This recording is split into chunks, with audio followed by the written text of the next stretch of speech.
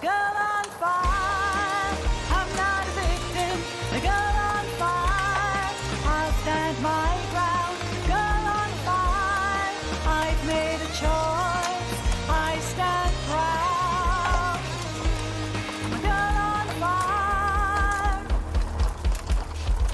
I'm a mother, a daughter, a sister, a friend. I'm every woman. I have taken up arms and I choose to defend all that I hold dear. Independent and strong, you will not keep me down, you can't break me. Annette Oxley of Attack Shack Tactical TV and Ghost of Girls on Fire, 16 Days of Action for No Violence Against Women and Children. I'm speaking to a lovely lady, Mayra Guillen, in Texas. Whereabouts in Texas are you? We're down south, Houston, Texas, to be exact. Houston. Okay. Thank you very much for speaking to me. No, thank you, Lynette. You know, it's important to share our stories and show the impact that we can do. Absolutely. I'm going to start with another question, not about your sister. I'm going to ask about you. Who is Mayra? Who would you say you are? It's a difficult question. I am 25 years old. I started my activism / advocacy in honor of my sister, Vanessa Guillen. I am her older sister, actually. And honestly, this journey did not begin until it wasn't until after I knew what had happened with my sister and the events that led to her murder and disappearance that really opened my eyes to see how our military here in America functions, how there's such a dark background to it when it comes to sexual misconduct. Before that, normal teenager, normal job, nothing really much going on. College, if anything, I was tempting to go to college. It wasn't really there wasn't really much, but as of 2020 and up to this date, I've really been, I guess, I don't know how to say it. I mean, my family played a huge role in advocacy, but I felt like I took the lead on with the issue, and just because it was so personal to me that I wasn't just gonna let my sister's case be another case that everyone talked about for a while and nothing would get done. But we, more than anything, we wanted to leave a positive impact and show that it can be done, through love and our family. At the end of the day, that's what really matters. That we left her memory and up high, and we got a bill named after her at the federal sector. So I feel like that's as big as it can get in order to honor someone and do greater things for future generations to come. I do feel that you were the one that quietly held everything together. It must have been very, very difficult for you. Yes, that's 100% true. I would never speak. I hated cameras. I would never be the person to say I'll speak up, because that just wasn't me. I was very usually in the background, quiet, just watching everyone and everything. But quietly, being the oldest, I felt like I had the toughest position in keeping my family sane and trying to lead on with all the investigation process, funerals and stuff like that. I mean, just everything was on my shoulders, and I really didn't have an option but to just do it, keep going. How's your family doing right now? It's about to be 4 years since we were able to give her a proper funeral, a proper goodbye. For some, that might be a lot. For some, it's still very recent. But I do feel like for us, time doesn't really tell anything when it comes to losing a loved one. Some people grieve differently. I feel like we can still feel her loss heavily, especially when holidays are around the corner. I feel like we all, wish that she was here, because obviously she was a great part of our family. And I feel like you could still sense the sadness, especially in my parents, because I can only imagine how they feel as a parent. I'm not a mother yet, but God forbid anything like that ever happens to a mother with her child, I wouldn't want to know that feeling. But for us as siblings, we try to move forward with our lives. We have to. Things keep moving. We have to keep going as well. And um, most of them are still in school, college, and working. So it's nice to see them grow back into the person that they were before the tragedy, and now flourish into a new person, hopefully with a better perspective in life, and I guess more appreciative in a sense, because we take things for granted, and it's not until we hit something that impacts us as much as Vanessa's death did that we realize, what truly is our purpose in life, and what can we do to change to change everything. For our viewers, can you tell us what happened to your sister? When did you start realizing something is wrong? She was at Fort Hood, as am I saying that correctly? And when did you Yes. realize something was wrong? She was just not answering texts. And what is the story? What happened? So my sister joined the U.S. Army when she was 18 years old. She slowly, went through boot camp. I assisted her graduation. I was with her throughout the whole run. My parents initially had opposed because she was a female. It's hard because being from Mexican culture, females don't tend to really be hyperactive and try to do like man jobs. In this case, it was completely different. My sister was committed. She was very much into physical activity, anything that had to do with outdoor sports, anything that wasn't like the normal for a girl to do. She was definitely, that was her. So she was contemplating the idea of joining the US Army, and sure enough, with or without anyone's permission, she signed up, eventually convinced mom and dad to be okay with it, and she left 3 days after graduating from high school. She didn't even get to spend a single day of summer at home and enjoy. She was ready to go and work. So she joined the army. Everything was great. She was very happy. She had many achievements. Um, Unfortunately, it wasn't until she got stationed in Fort Hood, Texas, which is now called Fort Cavazos, um, down by Central Texas, a little bit like 3 hours away from Houston.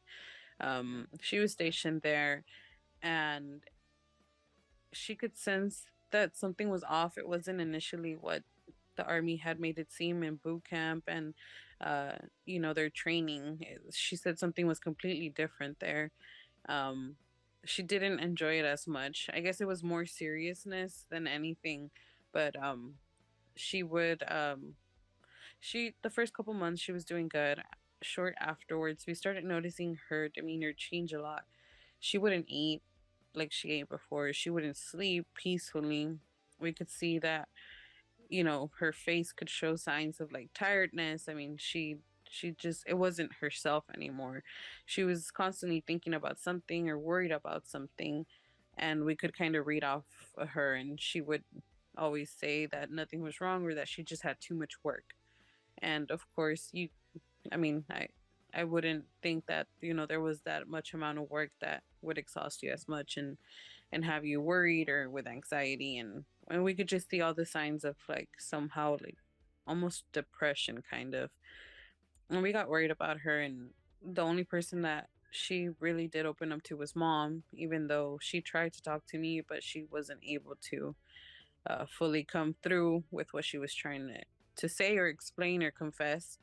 But she did speak to mom and eventually told her about Vanessa being uh going through some kind of sexual misconduct with her leadership, and how she could go about it, because according to her at the time, the system finds a way of where the report never either goes through, or the perpetrator being 9 out of 10 from your own chain of command. How are you supposed to report to the person that's causing the damage? I mean, it's never going to get anywhere. And she contemplated the idea of, why would I report if nothing's going to get done and I'm just going to be a target? I'm going to be retaliated against. I'm going to, all the negatives, whether she reported or not, were there. and she just promised mom that she would be okay, and she would keep an eye out and she would be able to defend herself if anything. Unfortunately, that day came. I mean, I'm not sure what exactly happened on April 20th of 2020, but that day, we initially in the morning, she had texted her fiance at the time that she was going into work on a day she wasn't supposed to be scheduled. Um, and he found that odd, but eventually said, okay, just call me during lunch so we can talk about our day. The call never came. He tried reaching out, messages wouldn't be delivered. Eventually he texted me asking me, hey, have you spoke with your sister? She hasn't reached out and we always talk at this time. um can you try calling her? Maybe it's my phone, I don't know. And sure enough, I tried calling her, but the call goes directly into voicemail, and that's when things just start feeling off, and we're like, this isn't her, she never turns off her phone. Even when she is in the armory room, which is kind of like a basement downstairs, there's no signal. So we figured if she's working, she doesn't have any phone signal, so she'll call us back eventually. That call never came. It had been hours that we had tried contacting her, and eventually I got frustrated to the point where I started finding out who I could talk to at the base, who was in charge of her. And it was like 7, 8 o'clock at night. So I finally got a response from her staff sergeant, and he just calmly tells me over the phone that no one has seen or heard from her since about 11 a.m. that day. Was that And that's Robinson or when, not? no, not Robinson. Robinson, we had no idea who he was yet, or if whether he was in the picture or not. Honestly, we didn't know how many people were, um, who was who in her chain of command until I went in the forefront that day. So So you eventually, after that call, yeah, I grabbed my stuff. I said, if everyone's okay with Vanessa being gone, then guess what? I'm not. I'm gonna go ahead and try to find. Yes, that night I called her fiance and I said, hey, I'm going down there. I don't care if it's alone. I don't care who. My parents weren't okay with me traveling at night. I was like, at this point, what matters is me figuring out where she is, and if something's wrong, why is it?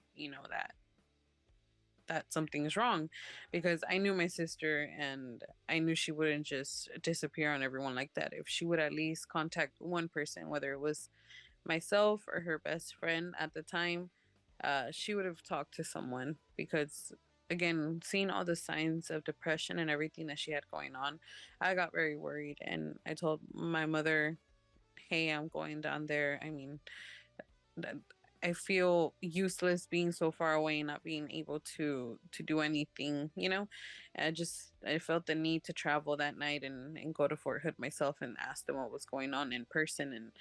And sure enough, nobody had answers for me.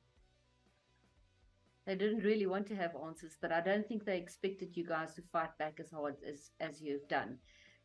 So you reached there the next morning. You went to the base, and what happened there?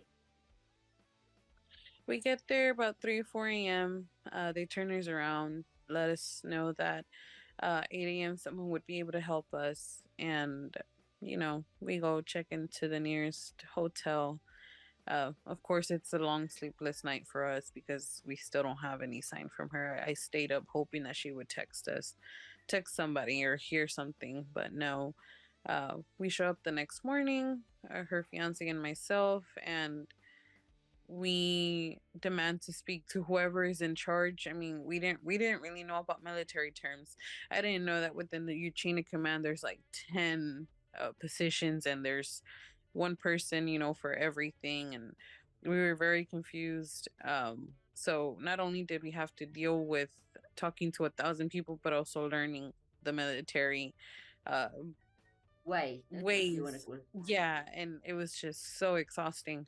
um and then eventually we talked. I'm not gonna lie to you. I think I talked to about 50 people that day. My head 50. was spiraling, and I was just like, can I please just get the person that's gonna guide me through this, or like tell me like what's going on, or I got tired of meeting people. It was so useless, because no one knew what was going on. or so they would say, that no one would knew what was going on. But eventually her I even forgot his position now. Um one of the sergeants, like upper first sergeant, there we go. The first sergeant, um he was the one that was kind of taking the lead, and um he seemed genuinely worried at the beginning, because when we first arrived, it was kind of odd that it was himself and a group of like 8 other soldiers, and them being one of them, that one of them being Robinson. And he's the one that stood out to me the most. God knows why. And I got curious and I started asking him, like, who is that person? And they told me he's an armorer. He was actually one of the last people seen with your sister. And that's when I was like, please don't tell me more. I already had You a have that feeling. spidey sense. I Hmm. do believe that you sometimes Yep. feel stuff from people. Yes. And I was just like scared to death, because just seeing his demeanor and just his eyes, and you can read a person sometimes, and he just seemed pure evil. I mean, I don't know how to explain it. I'm like, people Understand that. are going to think I'm crazy if I No. want to point fingers at a person that I've never met in my life. But I knew in my heart that he knew or did something to my sister. So you didn't get any answers, and this is actually, how long did this go on? Because nobody wanted to help you. There was no search for your sister. Uh, just nothing happened. They didn't want to help you at all. It was like you you're know going the against a brick wall. Yeah, the first month was, we were literally on our own. March was, I believe, the hardest month ever in our lives. We were on our own. We literally moved from Houston to uh Killeen, Texas, which is paired with Fort Hood, and we knew nothing. We knew no one.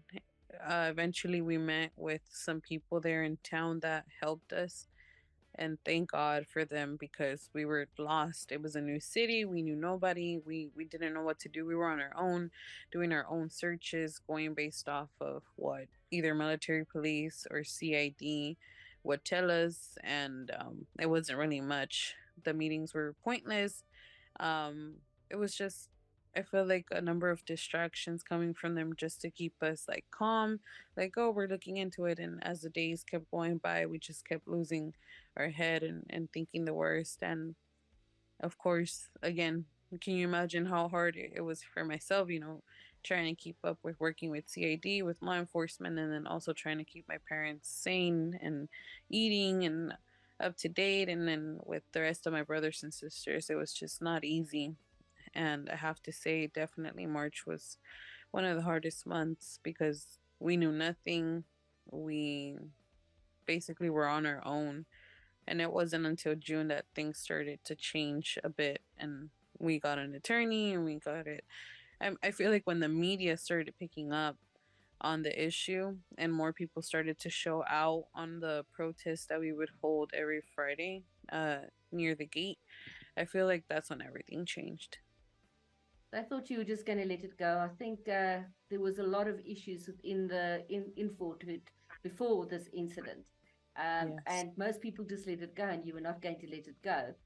The lawyer was quite instrumental in actually helping you. She knew quite a lot about the military ways of doing stuff, um, and you also, somewhere, there's a lot of strong women that did help you on your way. Am I correct? That is correct. So tell me, when did they find her, and how did you hear about it?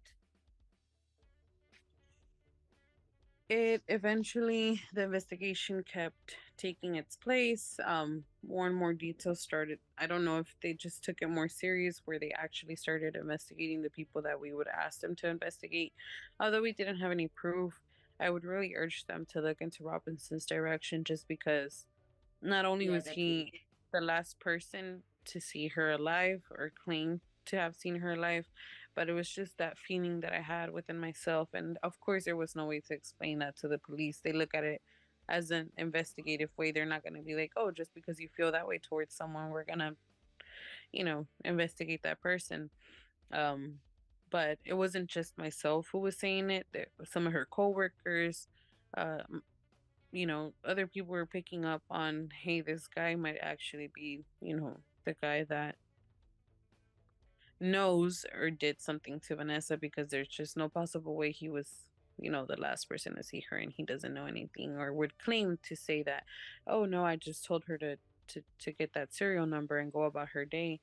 Yeah, that's too nonchalant in my sense. He didn't seem worried. A coworker would be worried, would be looking, would be doing a number of things, and that just wasn't his demeanor. So you could tell right away that either he knew or did something, and that was not gonna, no one was gonna take that thought away from me. Um, but definitely, June came around. We were still doing our searches, protests, and whatnot. And sure enough, Texas EquiSearch, It's a the private nonprofit, company. yes, they're located here in Texas, of course. Uh, Joined the search, so it was not only military sector but also civilian sector. Kind of joined forces. It was very hard for the military to accept an outsider to come in and help them do their job. Eventually, I feel like the way that things are happening, they didn't really have the option to say no. Otherwise, they would, you know, just keep throwing dirt on themselves. And thank God for Tim Miller. He really put his whole heart into trying to find my sister. And I remember telling him, please, you just want answers. It doesn't matter at this point whether it's, the best outcome or the worst. We want to know, if she's passed, at least where her body is, and give her a proper goodbye, and not question ourselves each and every day, where is she? And if she's alive, well then, may God help us all, and try to find her, because she's gonna need so much help if she's been gone for this much time, and she has no sense of her family. And it's gonna be hard. Either way, it was gonna be very hard.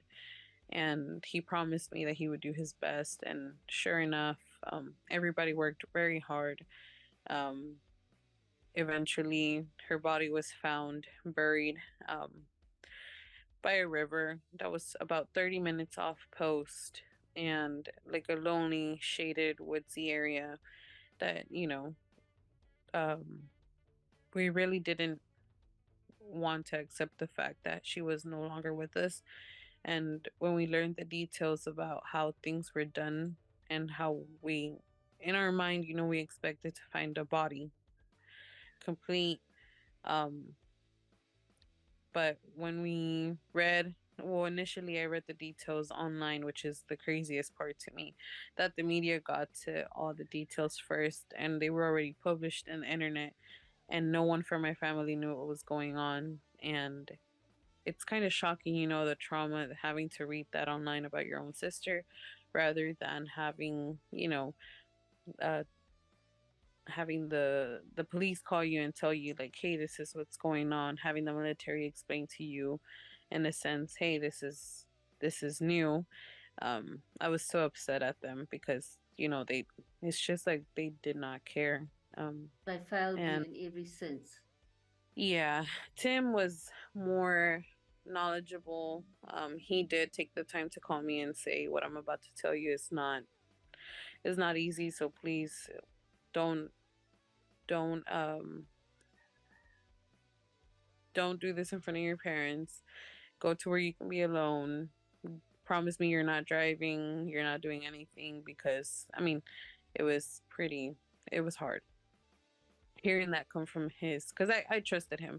I didn't trust the military as much, but I trusted him, and he explained to me exactly where and how things were found. That, I was just like, how can there be so much evil in this world? Like, this really does exist. Like, the violence against women it's real. Everywhere. Hmm. I've asked a couple of people that I've interviewed, do they think evil is out there? And there's definitely evil out there. So Robinson didn't get his justice in the end because he committed suicide. Am I correct? That's correct. So Cecily, is she still in jail? The lady that helped him? Yes, she actually got sentenced this year to the max, which would be 30 years in prison. You and your sister Lupe have fought to change the way the military deals with sexual harassment.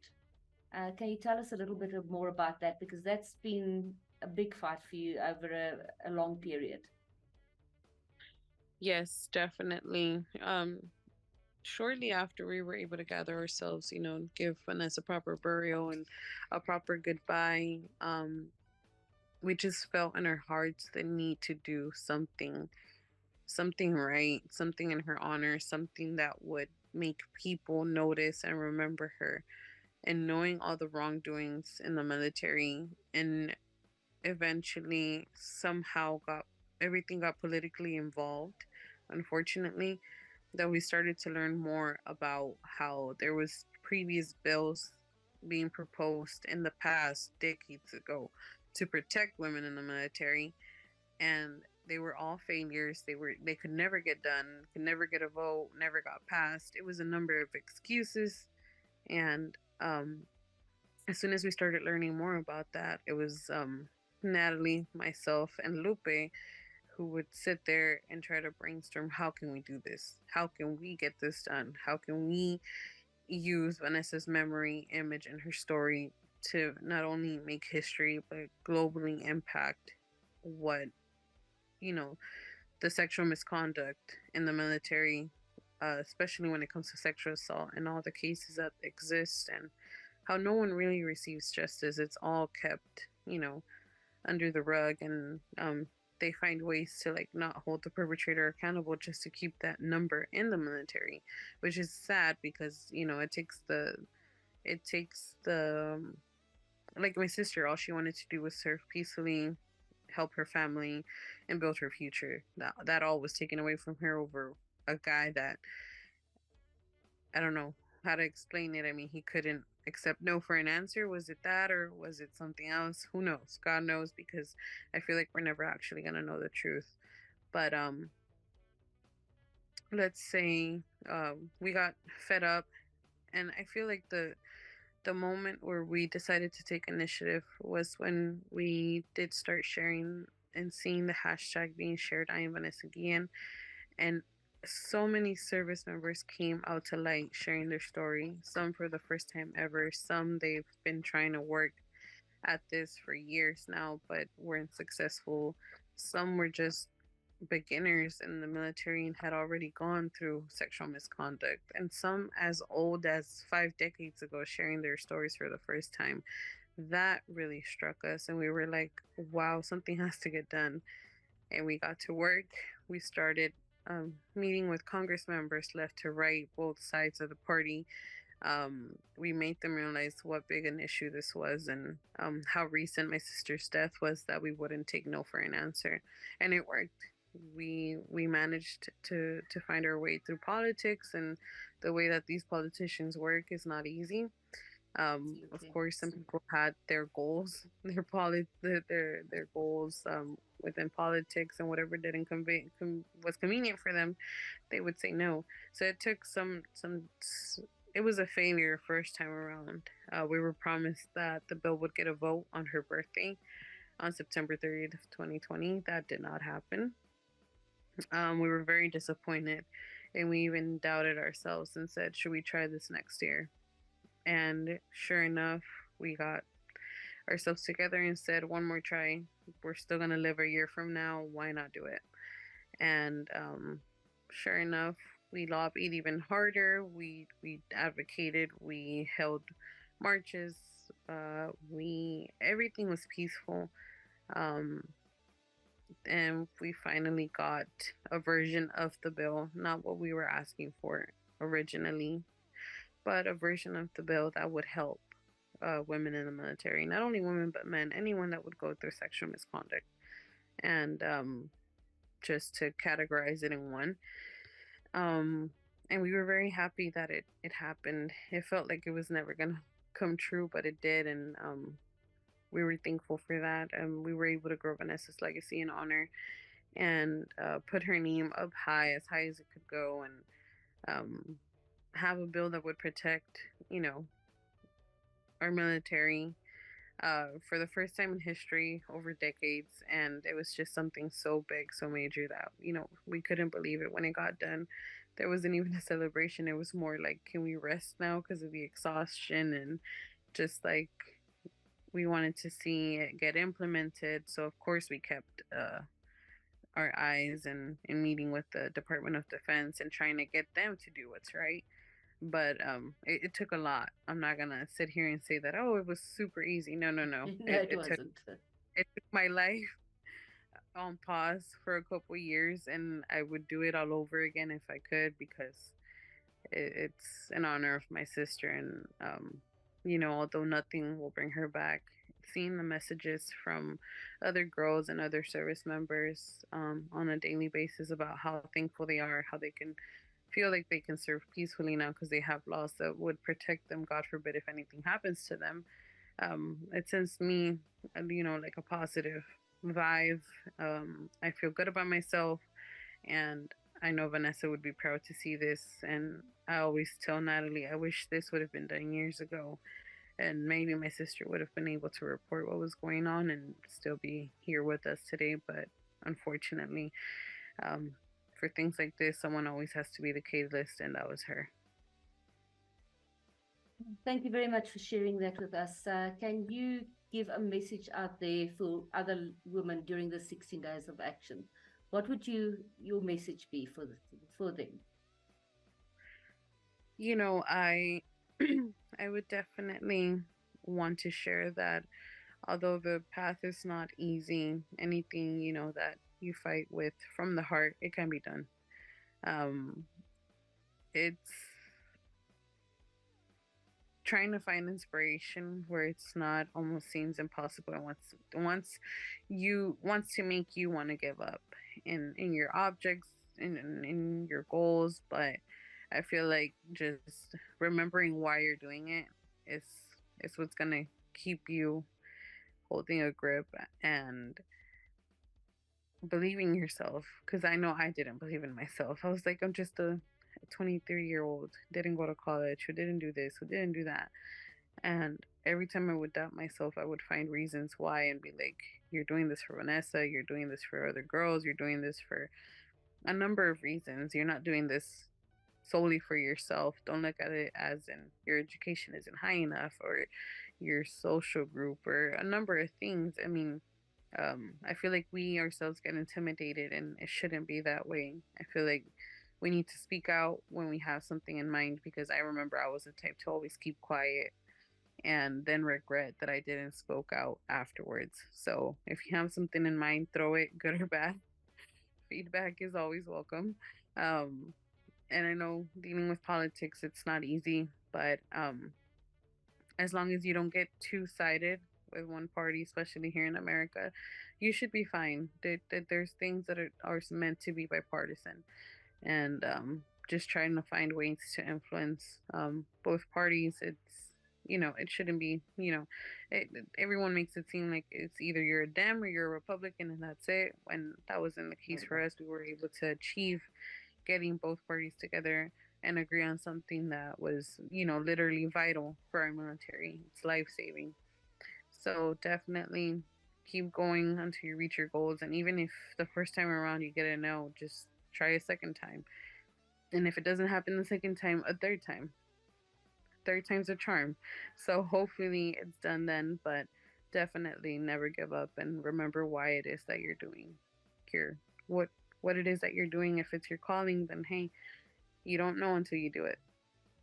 Thank you very much. You're absolute inspiration to not women just in America, but as well in the rest of the world. Thank you very much for speaking to me, and have a good day. Thank you so much. Thank you very much, Mayra. Have a good evening. Well, good day. It feels very funny. I'm gonna have a good evening. Cheers then. Yeah, you go ahead and get some rest. Thank you so much. Thank you. Cheers then. Bye-bye. Bye.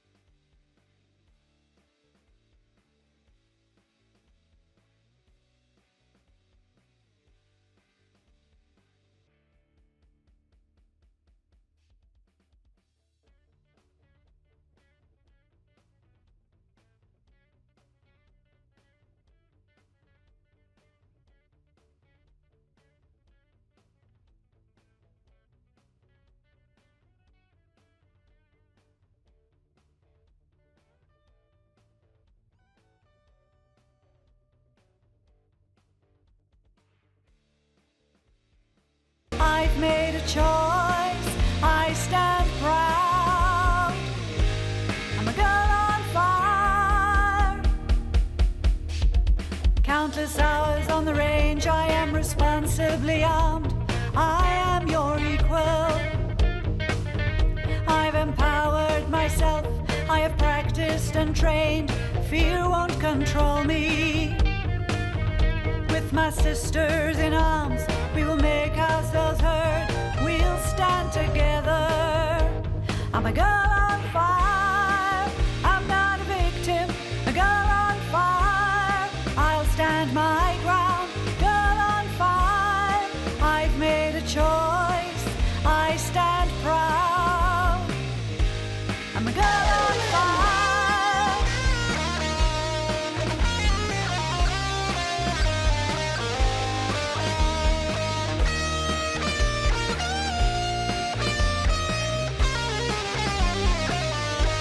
We're girls on fire. We're not victims. We're girls on fire. We'll stand our ground. Girls on fire. We've made a choice. We stand proud. We're girls